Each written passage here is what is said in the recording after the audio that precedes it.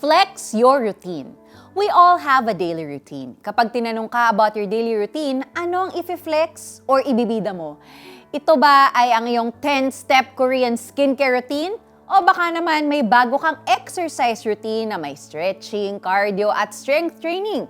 Ideally, may mga naka-build-in na sa atin na daily routine that can help maintain your physical, mental, and emotional health. Pero, ang pag-aalaga sa spiritual health mo, kasama rin ba sa daily routine mo? Ang Psalm 119 ang pinakamahabang chapter sa Bible. Para itong mahabang testimonial tungkol sa importansya ng salita ng Diyos at kung bakit kailangan nating gawing habit ang pagbabasa nito.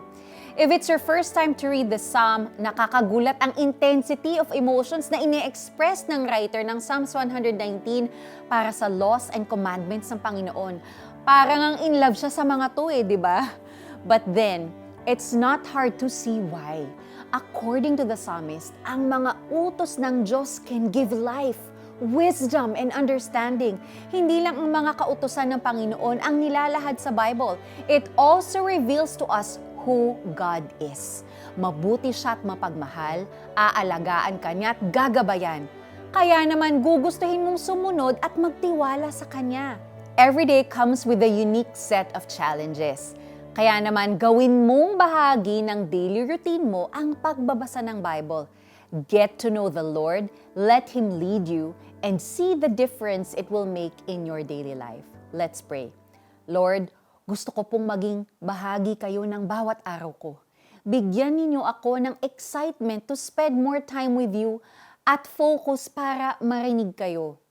Let me fall in love with you habang mas nakikilala ko kayo. Sa pangalan ni Jesus, Amen. Meron po tayong application. According to research, kapag may sinimulan kang bagong habit, in 66 days, magiging automatic na para sa iyong gawin ito. Commit to a 2-month Bible reading plan galing sa iyong Bible o kaya naman sa iyong paboritong Christian app. Salita mo'y isang tanglaw na sa akin ay patnubay. Sa landas kong daraanan, liwanag na tumatanglaw. Psalm 119 verse 105. Ako po si Sonja Kalit. God bless you and have a great day.